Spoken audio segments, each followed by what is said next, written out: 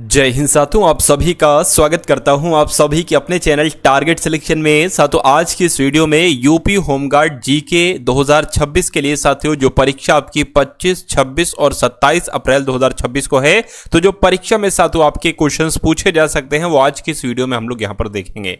आज की इस वीडियो में साथियों पूरे 100 सवाल ऐसे मैंने लिए हैं जो आपके एक्सपेक्टेड क्वेश्चन है, संभावित क्वेश्चन है और इनके आने की साथियों बहुत संभावना है। तो मैं कहूंगा साथियों परीक्षा से पहले आप इस वीडियो को देख लीजिए और इन सवालों को आप लोग साथियों तैयार कर लीजिए। और जो 100 सवाल साथियों मैं आपको करवाने वाला हूं, इसमें से आप अपना स्कोर एक बार चेक करिए कि आपका स्कोर साथियों 30 से 33 के आसपास आता है या इससे कम आता है या इससे ज्यादा आता है। अगर इससे ज्यादा आता है तो अच्छी बात है, तो तैयारी को साथियों कंटिन्यू रखिए, आपकी तैयारी बहुत बेहतर मैं करवा दूंगा, ठीक है ना। चलिए, तो साथियों क्लासेस आपकी यहां पर अब दोबारा से आरंभ हो चुकी हैं यूपी होमगार्ड जीके की। तो अगर चैनल पर आप लोग नए हैं तो चैनल को सब्सक्राइब करके इन क्लासेस को रेगुलरली आप लोग लेंगे तो मेरा मानना है कि ये पेपर आपका बहुत आराम से और बहुत आसान तरीके से साथियों क्रैक हो जाएगा, ठीक है ना। चलिए, तो पहला सवाल साथियों आपकी स्क्रीन पर है, गेटवे ऑफ इंडिया ये कहां पर स्थित है? तो ये कहां पर स्थित है साथियों? ये मुंबई में स्थित है। इंडिया गेट कहां पर स्थित है एक बार आप लोग कमेंट सेक्शन में मुझे बताइए।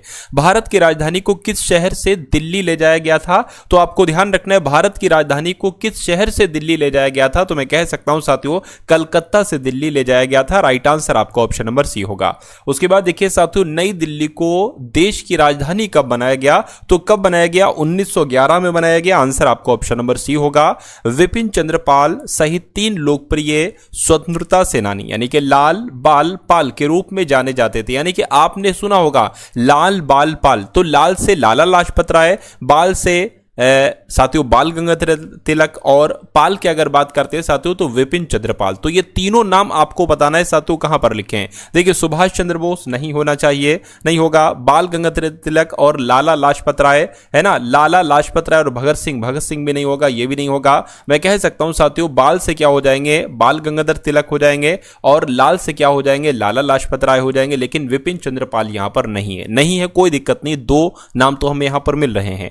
उसके बाद देखिए, असहयोग और खिलाफत आंदोलन कब शुरू किया गया? यह आपसे पूछा जा रहा है। तो मैं कहूंगा 1920 में शुरू किया गया। अगला देखिए, जलियांवाला बाग हत्याकांड किसके विरोध का प्रत्यक्ष परिणाम था? तो मैं कह सकता हूं साथियों रॉलेट एक्ट यानी कि रॉलेट अधिनियम के विरोध का परिणाम था क्या? जलियांवाला बाग हत्याकांड। और यह कब हुआ था साथियों? यह 1919 में हुआ था। उसके बाद देखिए, जलियांवाला बाग नरसंहार यह हुआ कब था? यह आपसे पूछा जा रहा है, बताइए। तो यह कब हुआ था साथियों? 13 अप्रैल 1919 में हुआ था। मैं कहूंगा बिल्कुल 13 अप्रैल 1919 को ही हुआ था जलियांवाला बाग हत्याकांड या नरसंहार। भारत का प्रथम वायसराय की अगर बात करें तो कौन थे साथियों? विलियम बेंटिक थे, रॉबर्ट क्लाइव थे, वेलेजली थे या लॉर्ड कैनिंग थे? तो आपको यहां पर ध्यान रखना है कि भारत के प्रथम वायसराय कौन थे? लॉर्ड कैनिंग थे। अगला सवाल आपकी स्क्रीन पर है, ब्रिटिश भारत के किस वायसराय ने भारतीय सांख्यिकी सर्वेक्षण करवाया था? यह क्वेश्चन साथियों बहुत इंपॉर्टेंट है, आपको ध्यान रखना है। इनका नाम लॉर्ड मेयो का नाम आप लोग ध्यान रखेंगे क्योंकि ब्रिटिश भारत के यही वो वायसराय थे जिन्होंने भारतीय सांख्यिकी सर्वेक्षण करवाया था। उसके बाद देखिए साथियों, देश को स्वतंत्र देश का दर्जा कब प्राप्त हुआ? तो कब प्राप्त हुआ? देश को स्वतंत्र देश का दर्जा कब प्राप्त हुआ? यह आपसे यहां पर कुल मिला के पूछा जा रहा है, बताइए, है ना। देखिए 1947 की अगर बात करते हैं तो भारत देश आजाद हुआ, है ना। लेकिन यहां पर साथियों 1947 तो ऑप्शन में नहीं है, कोई दिक्कत नहीं है साथियों, स्किप कर देना चाहिए सवाल को क्योंकि जानकारी यहां पर अधूरी थी। उसके बाद देखिए अगला सवाल आपकी स्क्रीन पर, इनमें से कौन सा अनुच्छेद भारतीय संसद को जातियों, उपजातियों एवं जनजातियों की अनुसूचित जातियों की सूची में शामिल करने और उसे बाहर करने की शक्ति प्रदान करता है? तो कौन सा अनुच्छेद कहता है? मैं कह सकता हूं साथियों अनुच्छेद 341 आपके सवाल का बिल्कुल सही जवाब हो जाएगा। उसके बाद देखिए, निम्नलिखित में से भारतीय संविधान का कौन सा अनुच्छेद शोषण के विरुद्ध अधिकार प्रदान करता है? तो शोषण के विरुद्ध अधिकार कौन सा अनुच्छेद है? मैं कहूंगा अनुच्छेद 23 जो है ना, यह शोषण के विरुद्ध अधिकार प्रदान करता है। सही जवाब आपको ऑप्शन नंबर सी होगा। भारत का पहला नागरिक साथियों होते तो किनको, कौन भारत के पहले नागरिक होते हैं? उपराष्ट्रपति होते नहीं, प्रधानमंत्री या विधानसभा के सदस्य होते नहीं साथियों, राष्ट्रपति यही भारत के प्रथम नागरिक कहलाए जाते हैं। आप लोग ध्यान रखेंगे। भारत के किस राष्ट्रपति को मिसाइल मैन के रूप में जाना जाता है? तो किनकी बात चल रही है साथियों डॉक्टर एपीजे अब्दुल कलाम की, ज्ञानी जैल सिंह की, डॉक्टर राजेंद्र प्रसाद की, डॉक्टर जाकिर हुसैन की, मैं कहूंगा डॉक्टर एपीजे अब्दुल कलाम को ही मिसाइल मैन के रूप में जाना जाता है और जिनका भी आंसर ऑप्शन नंबर ए था तो बिल्कुल सही था। उसके बाद देखिए अगला सवाल है, कहा जा रहा है कि भारत के राष्ट्रपति बनने से पहले इनमें से किसे भारत रत्न पुरस्कार से सम्मानित किया गया था? तो किसको किया गया था साथियों? सर्वपल्ली राधाकृष्णन की अगर बात करते हैं तो भारत के राष्ट्रपति बनने से पहले इनको भारत रत्न पुरस्कार से सम्मानित किया गया था। यह बात आप लोगों को याद रखना है। चलिए साथियों उसके बाद देखिए अगला सवाल आपकी स्क्रीन पर है, भारत के राष्ट्रपति द्वारा राज्यसभा में कितने सदस्यों को नामित किया जाता है? तो मैं कहूंगा कुल 12 सदस्यों को नामित किया जाता है। अगला देखिए भारत के प्रथम और एकमात्र कार्यकारी प्रधानमंत्री यानी कि एक्टिंग प्रधानमंत्री, एक्टिंग प्राइम मिनिस्टर साथियों कौन रहे?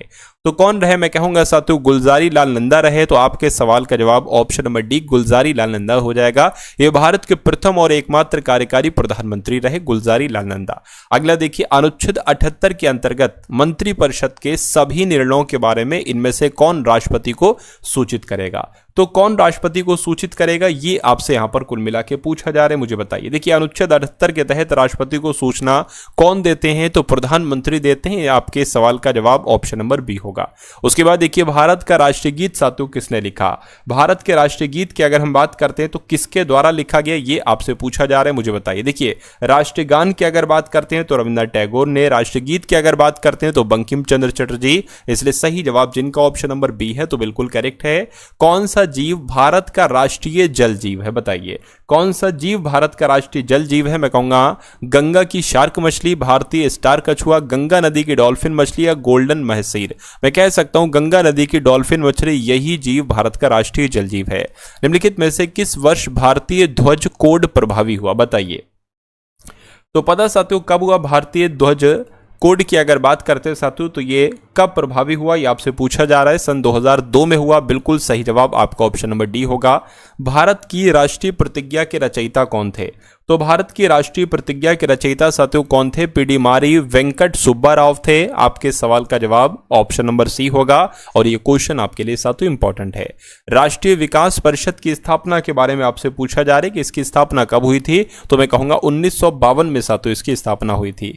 आकाशगंगा का आकार कैसा है? मिल्की वे का आकार कैसा है आपसे पूछा जा रहा है। तो इसका आकार सर्पिल आकार है। कैसा है साथियों? सर्पिल आकार है, आप लोग ध्यान रखेंगे। उसके बाद देखिए ग्रहों के ग्रह पंथों का सामान्य आकार सातु कैसा होता है? तो अंडाकार होता है। इसलिए अंडाकार ऑप्शन नंबर सी आपका जवाब होगा। निम्नलिखित में से कौन सी वस्तु सूर्य के चारों ओर परिक्रमा करती है? तो सूर्य के चारों ओर परिक्रमा क्या करते हैं साथियों? ग्रह जो है ये सूर्य के चारों ओर परिक्रमा करते हैं। सहारा रेगिस्तान सातु कहां पर स्थित है आपसे पूछा जा रहा है? ईरान में, दक्षिण अफ्रीका में, उत्तरी अफ्रीका में या ऑस्ट्रेलिया में? तो आपको ध्यान रखना है उत्तरी अफ्रीका में ही सहारा रेगिस्तान स्थित। भारत का निम्नतम बिंदु कौन सा है? तो निम्नतम बिंदु की अगर हम बात करते हैं साथियों कुट्टेनाड की अगर बात करें तो यही भारत का निम्नतम बिंदु कहलाया जाता है। उसके बाद देखिए भारत का सबसे बड़ा नाभिकीय शक्ति केंद्र ये कहां पर स्थित है? तो आपको साथियों मालूम होना चाहिए भारत का सबसे बड़ा नाभिकीय शक्ति केंद्र जो स्थित है वो तारापुर है। तो तारापुर आपके सवाल का बिल्कुल सही जवाब हो जाएगा। उसके बाद देखिए न्यूक्लियर फ्यूल कॉम्प्लेक्स ये हैदराबाद में स्थित है, थुम्पा में स्थित है, कलपक्कम में स्थित है या साथियों मुंबई में स्थित है? मैं कहूंगा साथियों ये हैदराबाद में स्थित है। राइट आंसर आपका ऑप्शन नंबर ए होगा। उसके बाद देखिए इनमें से कौन सा शहर गोमती नदी के तट पर स्थित है? तो किस शहर की बात चल रही है? मैं कहूंगा लखनऊ शहर जो है ना ये गोमती नदी के तट पर ही स्थित है। जबलपुर किस नदी के तट पर स्थित है? जबलपुर साथियों जबलपुर की अगर बात करें तो ये नर्मदा नदी के तट पर स्थित है। सही जवाब आपका ऑप्शन नंबर डी होगा।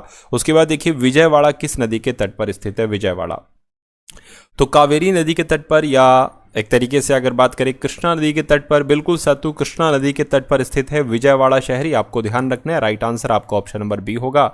उसके बाद देखिए अगले नंबर का सवाल आपकी स्क्रीन पर है। आपसे कहा जा रहा है कि मुद्रा निर्गत करने के लिए भारतीय रिजर्व बैंक द्वारा कौन सी व्यवस्था अपनाई गई है? तो कौन सी व्यवस्था अपनाई गई है ये आपसे पूछा जा रहा है। मैं कहूंगा न्यूनतम भंडारण प्रणाली अपनाई गई है। राइट आंसर आपका ऑप्शन नंबर डी होगा। निम्नलिखित में से बैंकों में से कौन सा एक राष्ट्रीयकृत बैंक है? तो राष्ट्रीयकृत बैंक की अगर बात करें तो बैंक ऑफ बड़ौदा है, देना बैंक भी है और इलाहाबाद बैंक भी है। यानी कि इस सवाल का जवाब आपको ऑप्शन नंबर डी होगा। प्रधानमंत्री नरेंद्र मोदी द्वारा विमुद्रीकरण नोटबंदी की घोषणा साथियों कब की गई थी? तो कब की गई थी? 8 नवंबर 2016 को की गई थी। बिल्कुल 8 नवंबर 2016 आपका ऑप्शन नंबर बी में लिखा हुआ है। उसके बाद देखिए अगला सवाल, निम्नलिखित में से कौन सा मानव गतिविधियों एवं सभ्यता के प्राक ऐतिहासिक काल का सही कालक्रम है? तो क्या कालक्रम साथियों आपसे यहां पर कुल मिला के पूछा जा रहा है, मुझे बताइए। तो सही कालक्रम की अगर बात करें तो पूरा पाषाण काल, मध्य पाषाण काल और नव पाषाण काल, ये कौन से ऑप्शन में लिखा हुआ है? तो मैं कहूंगा ये तो ऑप्शन नंबर ए में लिखा हुआ है, तो यही आपका जवाब होगा। अगला सवाल आपकी स्क्रीन पर है, आपसे कहा जा रहा है साथियों के पुरातात्विक स्थल जिसका नाम है सुरकोटड़ा, ये कहां पर स्थित है? तो ये कहां पर स्थित है साथियों? ये गुजरात में स्थित है, तो गुजरात आपके सवाल का जवाब होगा। निम्नलिखित में से कौन से स्थल सिंधु घाटी सभ्यता का हिस्सा नहीं? देखिए मोहनजोदड़ो है, हड़प्पा भी है, लोथल भी है, लेकिन उरुक नहीं है। अब उरुक नहीं है तो ये आपका जवाब होगा। प्रसिद्ध सिंधु घाटी स्थल मोहनजोदड़ो की पहली बार खुदाई किस प्रख्यात भारतीय पुरातत्वविद द्वारा की गई थी? तो मोहनजोदड़ो की पहली बार साथियों खुदाई किसके द्वारा की गई थी? ये आपसे पूछा जा रहा है। आर.डी. बनर्जी के द्वारा की गई थी, और ऐसा कहां पर लिखा हुआ है? ऑप्शन नंबर सी में लिखा हुआ है। खुदाई के दौरान हड़प्पा शहर मिला, है ना? क्या लिखा हुआ है साथियों? 1920-21 के आसपास किस नदी के किनारे, यानी कि 1920-21 के किनारे खुदाई के दौरान हड़प्पा शहर जो मिला, ये किस नदी के किनारे पर मिला? ये आपसे पूछा जा रहा है। तो ये रावी नदी के किनारे पर मिला। उसके बाद देखिए गौतम बुद्ध का जन्म कहां पर हुआ था? तो गौतम बुद्ध का जन्म साथियों कहां पर हुआ था? लुम्बिनी में इनका जन्म हुआ था। आंसर आपका ऑप्शन नंबर बी होगा। निम्नलिखित में से कौन सा एक प्राचीन बौद्ध ग्रंथ है? तो प्राचीन बौद्ध ग्रंथ की अगर हम बात करते साथियों तो अभिधम्म कोश की अगर बात करें, अभिधम्म कोश, तो ये एक प्राचीन बौद्ध ग्रंथ है। विनय पिटक और सुत्त पिटक इनमें से किसकी शिक्षाओं के संकलन है? तो ये गौतम बुद्ध की शिक्षाओं के संकलन है। सही जवाब आपका ऑप्शन नंबर ए होगा। उसके बाद देखिए बुद्ध चरितम नामक महाकाव्य किसने लिखा था? तो आपको मालूम होना चाहिए साथियों, क्या आपके सवाल का जवाब होगा? गौतम बुद्ध, नागार्जुन, हेमचंद्र, अश्वघोष। अश्वघोष आपका जवाब होगा, क्योंकि बुद्ध चरितम नामक महाकाव्य ये अश्वघोष ने ही लिखा था। गौतम बुद्ध की माँ का नाम साथियों क्या था? तो माया इनका नाम था। गौतम बुद्ध की माँ का नाम क्या था साथियों? माया इनका नाम था। बौद्ध ग्रंथों का अध्ययन करने के लिए विजयवाड़ा में कौन सा चीनी विद्वान रहा? तो दांग जोंगशू रहा नहीं साथियों, जुआन जोंग रहा। तो आपके सवाल का जवाब जुआन जोंग हो जाएगा। उसके बाद देखिए त्रिपिटक पवित्र धर्म ग्रंथ कौन से धर्म से संबंधित है? तो अगर बात करें साथियों त्रिपिटक की, तो ये बौद्ध धर्म से संबंधित है। सही जवाब आपका ऑप्शन नंबर डी होगा। स्तूप क्यों बनाए गए थे? देखिए स्तूप की अगर बात करते हैं ना, तो ये पवित्र अवशेष रखने के लिए बनाए गए थे, या उसके अलावा साथियों पूजा करने के लिए बनाए गए थे। तो ऐसा कहां पर लिखा हो? पवित्र स्मृति चिन्ह करने के लिए नहीं, धार्मिक सभाएं करने के लिए नहीं, बुद्ध की पूजा करने के लिए। बिल्कुल सही साथियों, आपके सवाल का जवाब ऑप्शन नंबर सी होगा। उसके बाद देखिए अगला सवाल आपकी स्क्रीन पर है, आपसे कहा जा रहा है कि कोणार्क, ओडिशा में कोणार्क का सूर्य मंदिर किसने बनवाया था? तो कोणार्क सूर्य मंदिर किसने बनवाया था साथियों? नरसिंह देव ने बनवाया था। तो नरसिंह देव की अगर बात करते हैं साथियों, नरसिंह देव प्रथम ने बनवाया था। यह आपके सवाल का जवाब होगा ऑप्शन नंबर ए। चलिए उसके बाद देखिए अगला सवाल है, ओडिशा के सूर्यवंशी शासकों ने किसकी उपाधि धारण की थी? तो किसकी उपाधि धारण की थी आपसे पूछा जा रहा है। तो गजपति की उपाधि धारण की थी। अगला सवाल देखिए, इनमें से कौन सबसे कम आयु में भारतीय राष्ट्रीय कांग्रेस के अध्यक्ष बनने वाले व्यक्ति थे? तो किन की बात चल रही है साथियों? आनंद मोहन बोस की बात चल रही है। ये सबसे कम आयु में भारतीय राष्ट्रीय कांग्रेस के अध्यक्ष बनने वाले व्यक्ति थे। अगला देखिए, भारतीय सुधार समिति की स्थापना किसके द्वारा की गई थी? तो गोपाल कृष्ण गोखले की अगर बात करते हैं तो साथियों इनके द्वारा ही भारतीय सुधार समिति की स्थापना की गई थी। उसके बाद देखिए अगला सवाल, निम्नलिखित में से कौन उग्रपंथी नेता नहीं थे?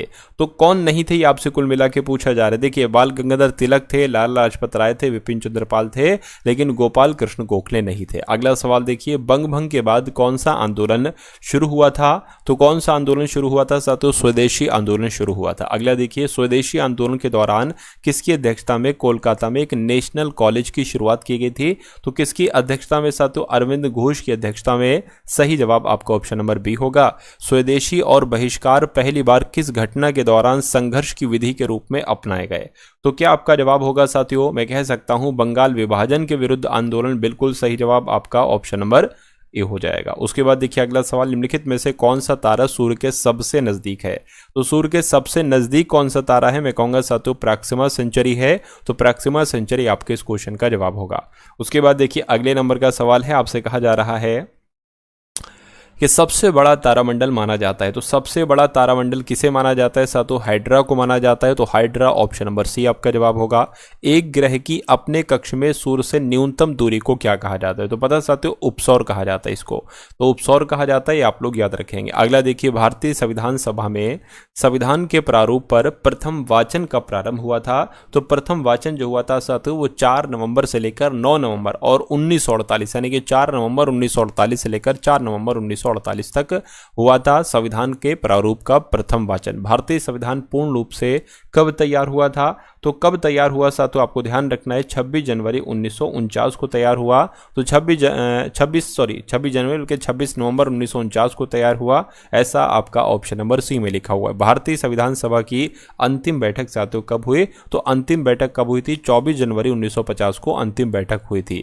भारतीय संविधान को कितने भागों में विभाजित किया गया है? तो भारतीय संविधान को मैं कहूंगा साथियों 22 भागों में विभाजित किया गया है। संविधान संशोधन की प्रक्रिया भारतीय संविधान के किस भाग में है, मुझे बताइए। तो मैं कह सकता हूं साथियों भाग 20 में ही संविधान संशोधन की प्रक्रिया भारतीय संविधान के कौन से भाग में है? तो भाग 20 में है। भारतीय नागरिकों के मूल कर्तव्यों का विवरण संविधान के किस भाग में दिया गया है, आपसे पूछा जा रहा है। तो मूल कर्तव्य की अगर बात करते हैं तो भाग 4 के ए में है, ये आपको ध्यान रखना, इंपॉर्टेंट क्वेश्चन है। अगला देखिए, भारत के प्रधानमंत्री के रूप में इनमें से किसका कार्यकाल सबसे कम था? तो सबसे कम कार्यकाल किस प्रधानमंत्री का था? तो चौधरी चरण सिंह का था। ये भी सवाल आप लोग याद रखेंगे। उसके बाद देखिए, भारत का प्रधानमंत्री किसके प्रति उत्तरदायी होता है? तो भारत के प्रधानमंत्री साथियों अगर बात करें तो लोकसभा के प्रति उत्तरदायी होते हैं। केंद्र की मंत्रिपरिषद में कितने मंत्रियों को शामिल किया जा सकता है? तो आपसे पूछा जा रहा है, मुझे बताइए। लोकसभा के कुल सदस्यों के 15% या लोकसभा के कुल सदस्यों के 50%, लोकसभा के सदस्यों की कुल संख्या के 10 से 15, या मैं कहूँगा साथियों 15% आपका जवाब होगा। और 15% कौन सा ऑप्शन में? ऑप्शन नंबर ए वाले में है।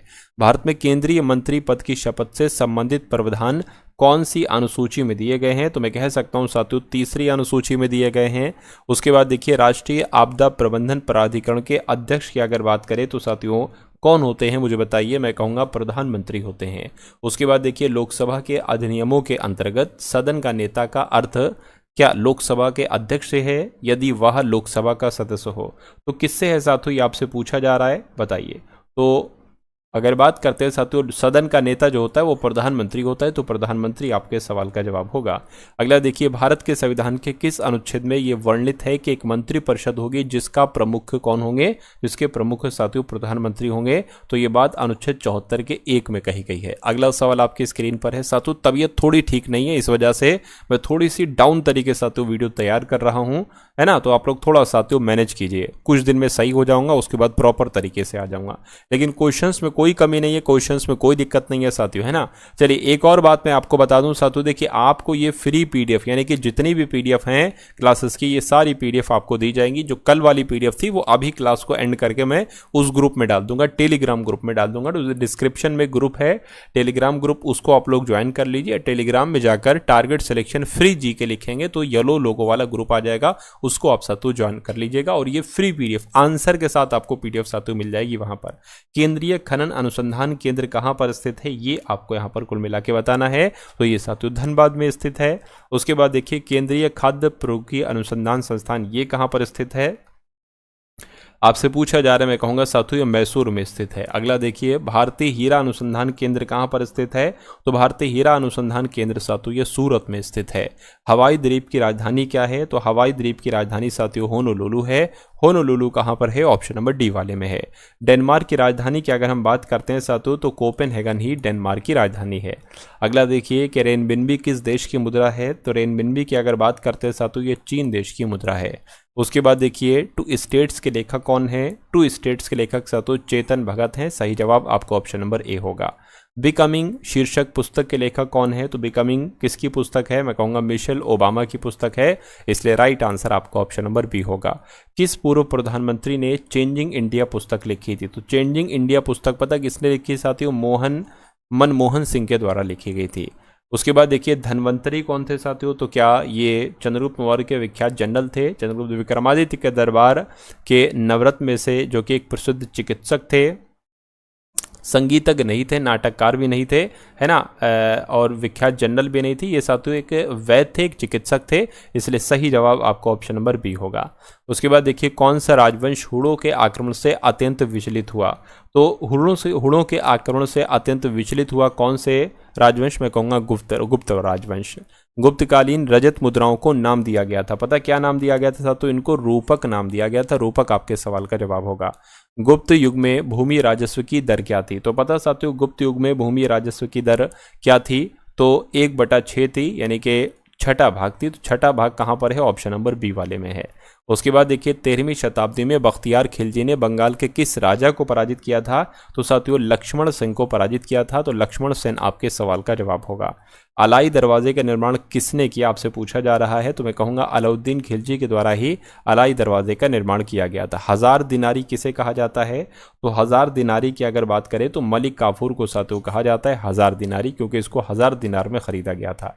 एक नए कर विभाग दीवाने मुस्तखराज का गठन किस सुल्तान ने किया था? तो आपसे पूछा जा रहा है, मैं कहूँगा साथियों दीवाने मुस्तराज का गठन साथियों अलाउद्दीन खिलजी ने ही किया था, इसलिए सही जवाब आपका ऑप्शन नंबर ए होगा। किस शासक ने दाग तथा हुलिया प्रथा का प्रचलन किया? तो दाग तथा हुलिया प्रथा का प्रचलन की अगर बात करते हैं साथियों तो अलाउद्दीन खिलजी के द्वारा किया गया। एक सामान्य मानव कान इतनी सीमा तक ध्वनियां सहन कर सकता है। कितनी सीमा तक ध्वनियां सहन कर सकता है? तो 80 डेसिबल तक साथियों ध्वनियां सहन कर सकता है। स्त्री वाणी और पुरुष वाणी को पहचानने की ध्वनि की विशेषता को क्या कहा जाता है? तो इसको साथियों क्या कहा जाता है? इसको पिच कहा जाता है, यानी कि इसको स्वर कहा जाता है। उसके बाद देखिए, ध्वनि के उत्पादन और संचरण के अध्ययन को क्या कहा जाता है? तो इसको साथियों एकॉस्टिक्स कहा जाता है। एकॉस्टिक्स कहाँ पर है? ऑप्शन नंबर सी वाले में है। उसके बाद देखिए, मेंडलीफ की आवर्त सारणी में 36 पंक्तियों को निम्नलिखित में से क्या कहा जाता है? तो साथियों आवर्त कहा जाता है। आवर्त आपका जवाब होगा। आवर्त सारणी किसने तैयार की थी? आवर्त सारणी तो मेंडलीफ के द्वारा तैयार की गई थी। राइट आंसर आपका ऑप्शन नंबर डी होगा। निम्नलिखित में से कौन सा तत्व एक एक्टिनाइड है? तो किसकी बात चल रही है? मैं कहूँगा क्यूरियम की अगर हम बात करें तो ये तत्व एक एक्टिनाइड है, ये भी आप लोग याद रखेंगे। उसके बाद देखिए, निम्नलिखित में से कौन सा तत्व एक लेंथेनाइड है? बताइए। तो सेरियम की अगर बात करें साथियों, निम्नलिखित में से जो सेरियम तत्व है ये एक लेंथिनाइड है। अब ये सवाल साथियों आपको मैं कमेंट सेक्शन के लिए देता हूं कि कमेंट में आपको इसका सवाल का जवाब बताना है। अपनी आवर्त सारणी में मेंडलीफ किसको एक सही स्थान प्रदान नहीं कर सके? ऑक्सीजन को, कार्बन को, नाइट्रोजन को या हाइड्रोजन को? क्या आपके सवाल का जवाब हो सकता है? एक बार कमेंट में आप लोग जरूर बताइएगा। तो साथियों ये अगर पीडीएफ आप लेना चाहते हैं और ये सारी पीडीएफ आप लेना चाहते हैं और बिल्कुल साथियों मुफ्त में निःशुल्क आप पीडीएफ लेना चाहते हैं तो चैनल को साथियों आप लोग ज्वाइन कर लीजिए। टारगेट सिलेक्शन चैनल का नाम है, डिस्क्रिप्शन में लिंक है, और व्हाट्सअप ग्रुप है उसको भी ज्वाइन कर लीजिए। वहां पर आपको ये क्लासेस मिल जाएंगी और टेलीग्राम ग्रुप में आपको फ्री पीडीएफ मिल जाएंगी। और साथियों ऑल क्लासेस का लिंक भी मैंने आपको डिस्क्रिप्शन में दे रखा है। मेरा मानना है कि अगर आप पिछली हमारी सारी क्लासेस देख लेंगे तो आपकी तैयारी शुरू से पक्की हो जाएगी, शुरू से तगड़ी हो जाएगी, है ना। जीरो से बिल्कुल मैंने आपको उठाया है। तो अगर आप अपनी तैयारी को पक्का करना चाहते हैं और पुख्ता और मजबूत करना चाहते हैं तो उन पिछली क्लासेस को भी जाकर डबल स्पीड में सातु जरूर देख लीजिएगा अपने एग्जाम को सातु क्रैक करने के लिए, क्योंकि मेरा टारगेट ये है कि 100 में से 100 क्वेश्चन आएंगे, 100 में से लगभग 85 सवाल सातु आपके सही होना चाहिए अगर आप टारगेट सिलेक्शन से ईमानदारी के साथ साथियों पढ़ रहे हो, ठीक है ना। तो इस वीडियो को अपने मित्रों के साथ शेयर कीजिएगा। जय हिंद का कमेंट एक बार जरूर लिखिएगा और जो सवाल मैंने आपसे पूछा इसका भी आंसर आप लोग कमेंट में मुझे जरूर दीजिएगा, ठीक है। तो वीडियो को लाइक नहीं किया, वीडियो को लाइक कर दीजिए। मिलते हैं हम सभी लोग आने वाली वीडियो में। जय हिंद साथियों।